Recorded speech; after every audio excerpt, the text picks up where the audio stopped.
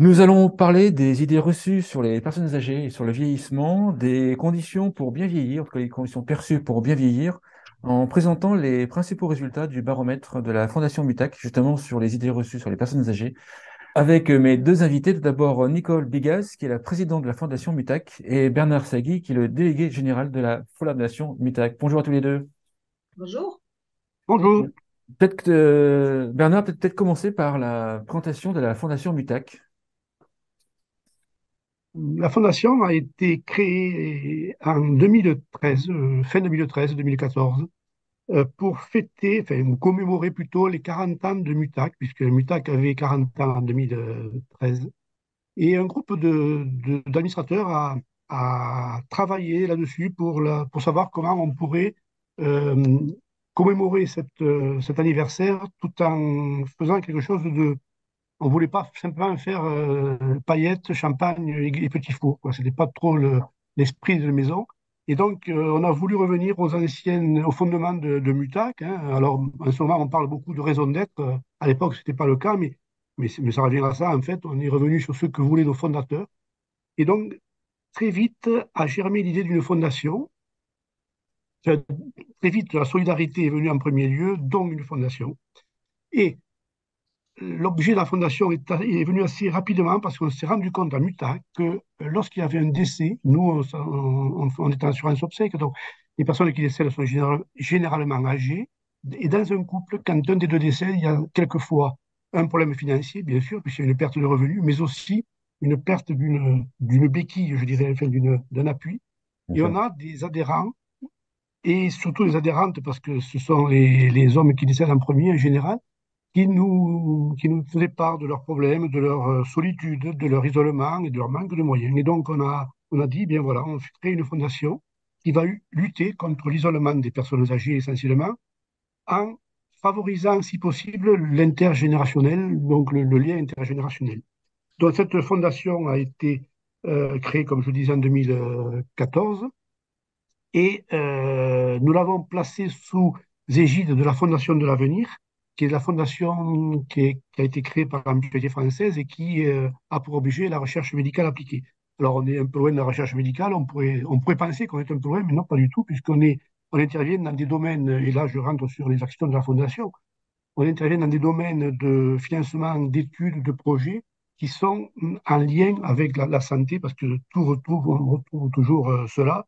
Je vais prendre, par exemple, enfin, deux exemples que l'on finance actuellement. Ce sont deux projets qui sont un projet d'étude et un projet de réalisation.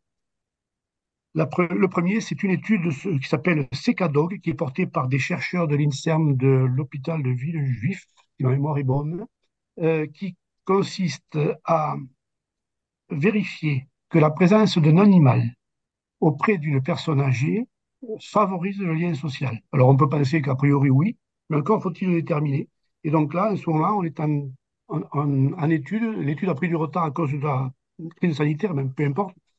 On est en étude pour vérifier sur deux cohortes, une de personnes sans animal de compagnie, chiens essentiellement, et une cohorte avec des personnes qui ont un animal, voir quel est le comportement et quelle est la perception du lien social, du maintien du lien social pour ces personnes-là. Ça, c'est la première étude. Et la deuxième, c'est une étude que nous faisons avec la fondation Matmut, en partenariat, parce que c'est un projet qui est assez coûteux, qui s'appelle Coaidance et qui consiste à enfin essayer, non, réussir le lien avec des personnes qui ont des troubles cognitifs et qui ont du mal à s'exprimer et à comprendre par l'intermédiaire d'une tablette pour leur montrer, pour les inviter à faire des gestes, pour essayer de se faire comprendre pour les soignants d'abord, pour les aidants ensuite, et aussi pour l'entourage, puisqu'on peut aussi, via cette application, enfin, via cet outil, euh, faire passer autre chose que des gestes de la vie quotidienne, on peut aussi faire passer quelques sentiments. Voilà. Donc, en gros, la fondation, c'est ça. Et aussi, alors, je ne sais pas si je trop long, Non, vous allez-y, voulez. c'est bon, c'est bon. Tant C'est que je bon? coupe pas, c'est que c'est bon.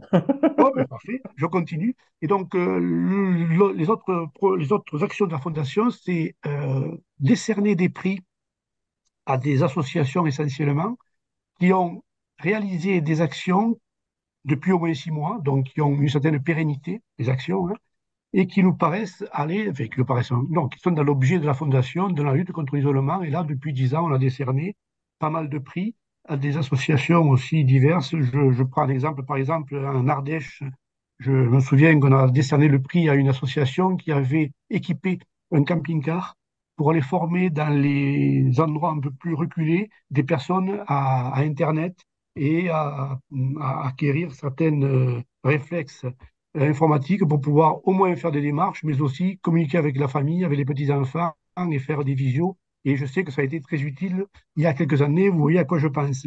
Il y a aussi, par exemple, en Loire-Atlantique, une association qui favorise les jardins partagés. Et donc, une personne qui a un jardin, mais qui ne peut plus s'en occuper, eh bien voilà. Il y a des personnes jeunes qui ont envie de se lancer et qui ont pas de jardin, qui sont peut-être en appartement, et qui ont envie de se lancer dans la culture maraîchère ou de fleurs, voilà, d'utiliser et être accompagné par le propriétaire du terrain. Bon, voilà, il y a d'autres actions, j'en oublie forcément, mais bon. Ça, c'est donc les prix. Et puis, on a aussi ça c'est plus récent, des appels à projets, où là, on s'inscrit sur une plus longue période, sur 2 ou 3 ans, où on accompagne un projet qui nous paraît être pertinent, bien sûr. Et donc là, on a décerné deux prix, enfin on a sélectionné 2 projets en 2021 qui sont essentiellement dans les Vosges d'ailleurs. Voilà, mais voilà en gros les actions de la Fondation. Elle en aura d'autres, hein. Je pense qu'on va l'enrichir, on va l'étoffer, puisqu'il y a eu un comité de gestion dernièrement qui a pris certaines initiatives, enfin, ou certains axes. Et pour l'instant, voilà où nous en sommes après 10 ans, bientôt 10 ans de la Fondation. Voilà. Pour les prix, en fait, c'est des concours que vous lancez et les associations, ou alors je dirige une association, je peux venir vous voir, je toque, enfin, je provoque un peu, je toque, et puis vous me remettez un prix si vous le jugez bon, comment Bien. ça marche? Alors, si vous venez nous voir et vous tapez, on ne vous remettra pas de prix comme ça. En revanche, si vous venez nous voir et que vous tapez et que vous ayez un projet, on peut le financer s'il est D'accord. pertinent. Pour les prix, c'est un appel on communique sur le fait qu'on va décerner des prix. Il y a un dossier à constituer par D'accord. Internet. Et donc, allez, chaque année, sauf en 2020, pour les mêmes raisons, toujours, je ne vais pas y revenir, on tourne à entre 60 et 70 projets, enfin, prix proposés. Et donc, on en décerne de 3 D'accord. par an. Voilà. Ce sont D'accord. des prix, donc c'est 5 000 euros. Il y a deux conditions au moins, c'est que ce soit pérenne, ou du moins que l'on sente que c'est pérenne, Ah donc oui, et la structure et l'action. Et la deuxième contrainte que nous donnons, c'est que le projet soit, c'est que l'action qui a été faite et primée, pour qu'elle le soit, il faut qu'elle soit réplicable ailleurs et bien assez sûr. facilement. Voilà. Oui, Voilà. bien Pour sûr. qu'on puisse s'aimer les bonnes idées dans tout le territoire. Bien sûr, bien sûr. Nicole Bigas, Oui. présidente, pourquoi faire un baromètre sur les idées reçues sur les personnes âgées? Eh bien, parce que, comme vous l'expliquait Monsieur Sagui, nous sommes particulièrement sensibles à cette notion de vieillissement et nous sommes, avec la Fondation de l'Avenir, en recherche d'études et donc de recherche et développement sur ce petit thème qui, socialement aujourd'hui, est vraiment au cœur de nos préoccupations. Donc, nous sommes rapidement convaincus, les uns avec les autres, en comité de gestion, de l'intérêt d'avoir à un moment donné un baromètre, c'est-à-dire une enquête, une étude faite par BVA, donc incontestablement professionnelle, qui nous permette de dire à un temps T0, voilà où on en est sur le regard porté aux personnes âgées et sur la notion du vieillissement en France. Donc, ce baromètre avait pour objectif de nous donner quel regard on porte sur ces personnes âgées aujourd'hui, de manière à pouvoir nous apporter ensuite des éléments de réponse et des éléments justement de correction et d'apport sur les besoins révélés par ce baromètre.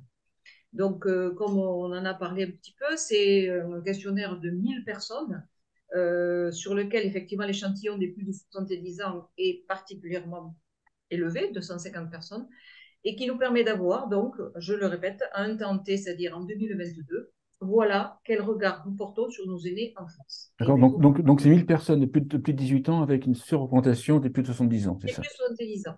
C'est ça. C'est ce qui, je crois, permet d'avoir un regard très intéressant parce qu'il porte sur toute génération. On ne s'intéresse pas qu'aux personnes âgées, qui porte elle-même un regard sur elle-même, mais on porte un regard sur l'ensemble de la société par rapport à ce phénomène du vieillissement. D'accord. Les principaux résultats, donc en fait, on va commencer par la vision du vieillissement, si j'ai bien compris. Et ensuite, on passera au bien vieillir. Oui, eh bien, la première notion qui ressort de ce baromètre, c'est que le vieillissement est très connoté négativement. Bon, c'est pas surprenant. On dirait que personne n'est ravi de vieillir et que même si aujourd'hui les personnes âgées sont de plus en plus en forme et ne montent pas leur âge, il y a quand même une notion d'observation assez négative sur l'altération des capacités, sur la modification de l'apparence physique, etc., qui fait qu'en fait, le vieillissement est perçu plus négativement qu'on ne le supposait, même si on peut se rendre compte que il y a des avantages aussi à être plus âgé, puisque on prend de la maturation, de la maturité, on prend de l'expérience, etc. Donc ça, c'est le premier élément. C'est négatif. Mais au-delà du négatif, ça fait aussi peur. Donc ça, c'est une deuxième notion qui est encore plus importante que la première, puisque la peur pour 68% des Français, c'est quand même énorme. 68% des En fait, Français, c'est la peur du vieillissement ou c'est la peur de ce qu'il y a derrière le vieillissement? Vous voyez ce que je veux les dire? deux. Les deux, c'est la Oui. peur du vieillissement, mais une fois qu'on est déjà dans la phase, j'allais dire, particulièrement de la dernière partie de la vie, c'est comment je vais finir, dans quel état je vais être et comment je vais être entouré ou pas.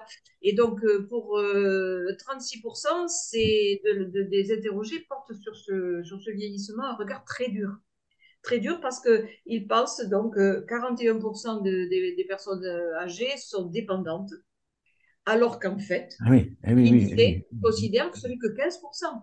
Eh Donc, oui, vous oui, voyez oui. déjà la perception biaisée que l'on porte sur le vieillissement et que l'on transporte, bien sûr, de façon très subjective. Oui, Donc, ça, c'est-à-dire que les Français surestiment le nombre de personnes âgées dépendantes. Enfin, voilà. Et ou donc, c'est surestiment très la prévalence de la dépendance de la population. tout à fait, de 15 à Ouais, 41, bien sûr, ça fait quand même beaucoup. bien Donc sûr. l'écart est significatif. Donc est-ce que c'est dû au fait que l'âge de la retraite ne cesse de reculer et que il faut savoir quand même qu'en 2050, 30% de la population française aura plus de 60 ans, hein. Mm. Donc aujourd'hui c'est un cinquième, demain ce sera le tiers. Donc on va quand même avoir, aujourd'hui en 2020, on a 22 000 centenaires et 18% ont plus de 75 ans. Donc, c'est un phénomène qui va quand même prendre de plus en plus d'ampleur et donc et grossir de façon significative. Donc, cette connotation, il faut qu'on en prenne compte et il faut trouver des réponses, bien évidemment. Sur ces items-là, est-ce qu'il y a des différences entre les générations? Les plus jeunes, en fait, ont plus ou moins peur du vieillissement ou... Parce que, bah, instinctivement, je dirais qu'un jeune aurait moins peur.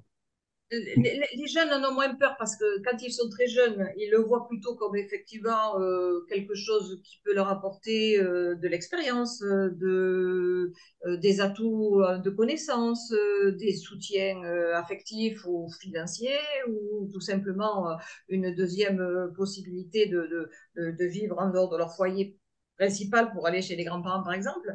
Mais plus on prend de l'âge et plus on s'avance vers les seniors, on dira, plus effectivement cette connotation négative est perçue.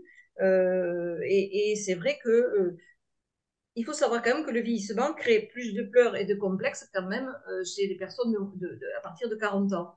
Parce que on appréhende les diminutions intellectuelles et physiques que cela risque de poser.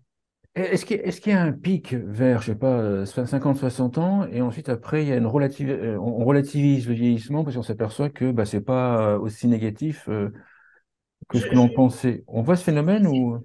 c'est pas si évident de le trancher de la sorte parce que c'est par rapport à différents items, mais on s'aperçoit que chez à partir de 40, 45, entre 40 et 50 ans, il y a une évolution de la perception. Avant, c'est les plus jeunes qui le voient de regard peut-être plus bienveillant. Au-delà, on commence déjà à s'orienter vers un regard plus circonspect, on dira. Et c'est vrai que c'est important de le signaler parce que la différence est perçue parce qu'en général, 30% des Français pensent que les personnes âgées, ça c'est important, ne sont pas assez respectées. Mm. Et 34% pensent qu'elles sont méprisées. Donc ça, si vous voulez, c'est important parce que seuls 36% des Français, sur le baromètre, hein, pensent qu'on porte un regard dur sur les personnes âgées. Donc Oui. ça, c'est globalement parlant, hein, sur l'ensemble de l'échantillon. Et à partir de là, effectivement, il y a des différences selon l'âge de l'interviewé, mais il faut retenir quand même ces 3 tiers qui disent pas respecter, voire mépriser et un regard dur.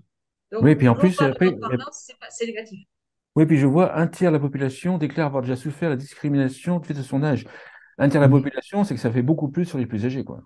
Ça fait beaucoup Ouais. plus de plus âgés, même si dans l'enquête, des jeunes disent avoir souffert d'agisme aussi.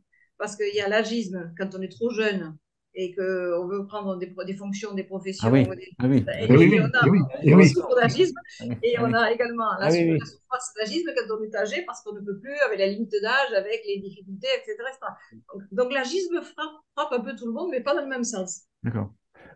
Bernard, si vous voulez intervenir, vous intervenez, hein. Prenez la Eh bien, parole. alors là, puisque vous me tendez la perche, je la prends. Moi, il y a quelque chose qui m'a interpellé dans ce baromètre, dans cette première partie, c'est que 13% des Français, Oui. moi je trouve ça énorme, considèrent que l'agisme est une maladie, que le Donc, vieillissement, pardon, est une maladie. oui, oui, Et, Ah oui. et plus du double, c'est 26%, je crois, je pars de oui, mémoire, c'est ça. considèrent que on va guérir cette maladie. Que ça se Et qu'il soigne. y aura un jour des médicaments pour ne plus vieillir. Et ça, moi, ça m'effraie, quoi. Ça veut dire qu'il y a un rejet, enfin, ça m'effraie, oui. Ça veut dire on rejette même l'idée de vieillir, alors qu'un bébé qui vient de naître, il commence à vieillir. Enfin, bon, et Ah, c'est j'ai surprenant, entendu, quoi. Ouais. j'ai entendu aujourd'hui qu'un bébé qui vient de naître en 2022 aura, d'autant moins une fille, une chance assez certaine de passer les 100 ans. Un bébé qui naît aujourd'hui.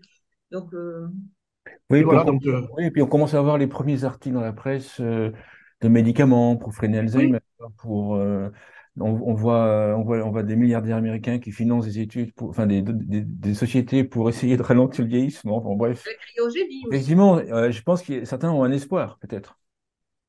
oui, mais guérir des maladies, ça, je pense qu'on ne peut être que pour.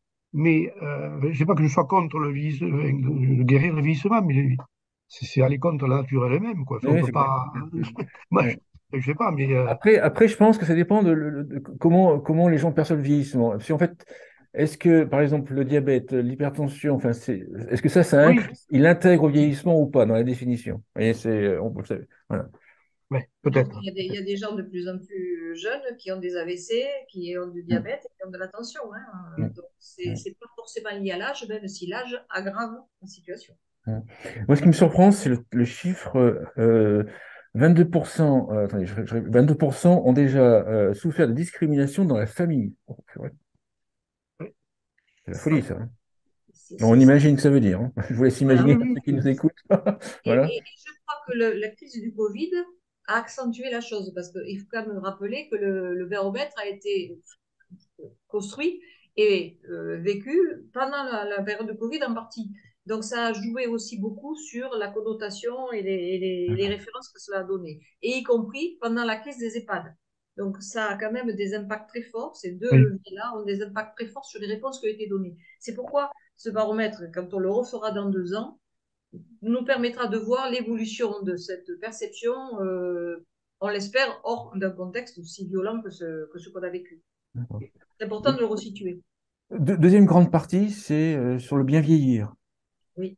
Alors, le C'est-à-dire, bien vieillir, qu'est-ce que ça veut dire pour nos ouais, personnes âgées? Eh bien, ça a trois notions. La première, et c'est quand même un événement, un fait important et indéniable, c'est maintenir le lien social. Maintenir le lien social parce que, en fait, en spontané 34% et en assisté 72%. Ça veut dire que ça passe devant la santé, en deuxième point, alors que c'est important, et l'autonomie, et derrière les conditions financières, qui ne sont pas non des moindres. Pourquoi ce lien social? Parce que d'abord, d'une part, je viens de le dire, le Covid, je crois, a joué un rôle non négligeable dans cette recherche de lien social, mais ça rejoint aussi cette idée d'être aimé, entouré, considéré. d'avoir un autre regard bienveillant autour de soi parce qu'on est actif, parce qu'on a des relations, parce qu'on n'est pas isolé tout simplement. Et je crois que ça rejoint bien sûr la vocation de la Fondation. Lutter contre l'isolement des personnes âgées, c'est la recherche du lien social. Et ça, je crois que nous y sommes complètement, nous sommes convaincus de ça.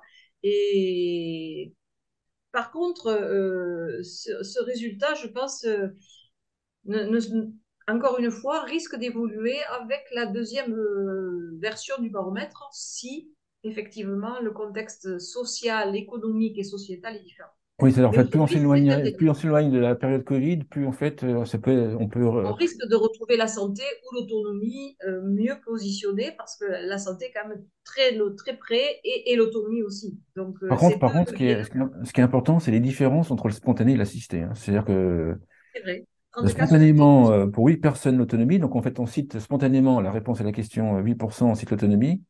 Oui, Et après, dès qu'on leur explique, c'est ça, hein, dès qu'on leur explique, ça devient 56%. Ils disent, ah oui, oui, c'est vrai, il faut que je voilà. Oui. sois autonome. Ouais, c'est ça. C'est ça, ouais, ils réagissent, oui. C'est pour Voilà. ça que je pense que cet item risque d'évoluer dans la deuxième version du baromètre.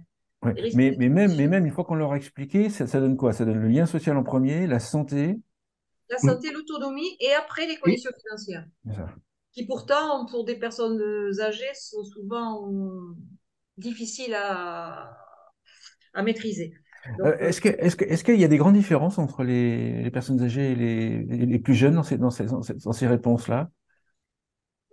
Parce oui, c'est plutôt dans la réponse sur le maintien à domicile qu'il y a des c'est ça. différences selon Ah d'accord, ça les sera la troisième générations. partie. La C'est plutôt troisième partie. là-dessus que sur le lien social. Je crois que le lien social, tout le monde est à peu près convaincu entre Si, il y a assistés. la notion de revenu qui est plus marquée pour les personnes âgées parce qu'elles savent ce qu'elles ont à la retraite alors que les jeunes n'ont pas Ouais. encore idée de ce qu'ils peuvent percevoir comme revenu. Mais en Donc, je résumé, n'ai plus les chiffres en tête, mais oui. si on pousse un peu le bouchon un peu loin, j'allais dire, pour l'expression, pardon pour l'expression, en fait, les Français en moyenne, préféraient avoir du lien social et être en moins bonne santé qu'être en bonne santé et pas de lien social. Si Ah, on s'en tient à la lecture telle qu'elle est du baromètre, on pourrait dire ça, mais c'est quand même beaucoup plus nuancé, hein. Bien sûr, c'est nuancé, moi, mais j'ai compris, je oui. l'interpréterai Les deux sont différemment. liés, hein.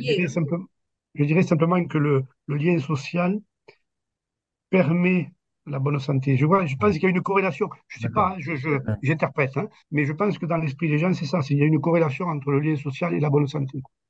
D'accord. Et comme disait Nicole, hein, dans 2 ans, quand on refera le baromètre, on n'est pas du tout sûr que ce lien social ressorte en premier encore. Et donc, Bien sûr. il se peut qu'on retrouve une hiérarchie qui nous paraît a priori plus évidente, même si c'est des chiffres de démente, hein. Ah oui, oui, Par effectivement. exemple, par exemple, le lien social, ça vient aussi par le fait qu'il faut sortir de chez soi, avoir des capacités, des activités Bien physiques, sûr.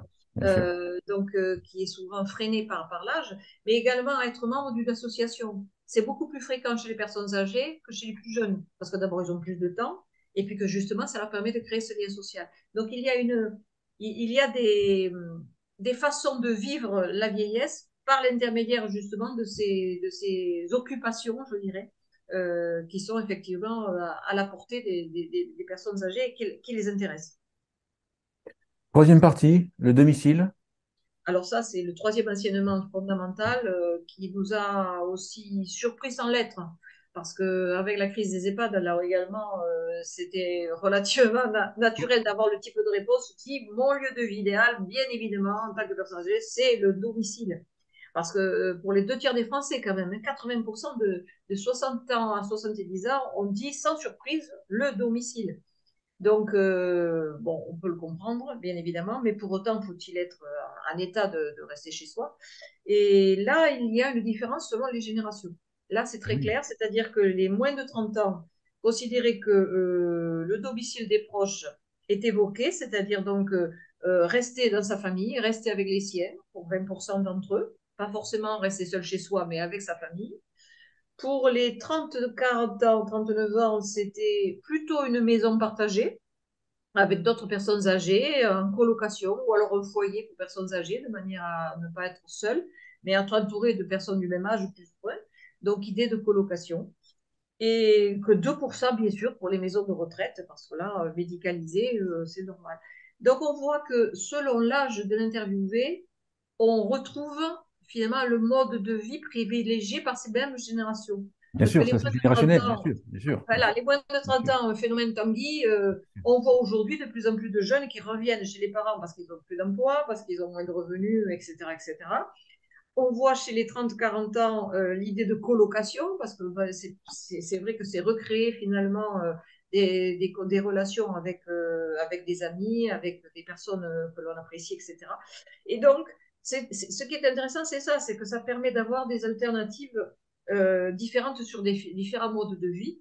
Et ça donnera des enseignements intéressants justement sur une réforme de la prise en compte de l'autonomie par rapport à cette perception des classes d'âge. Ça, c'est intéressant parce que ça, ne l'avait pas forcément perçu. Vous avez le pourcentage sur les maisons partagées avec d'autres personnes âgées chez les plus de 60 ans? Le pourcentage, là, je ne l'ai pas en tête.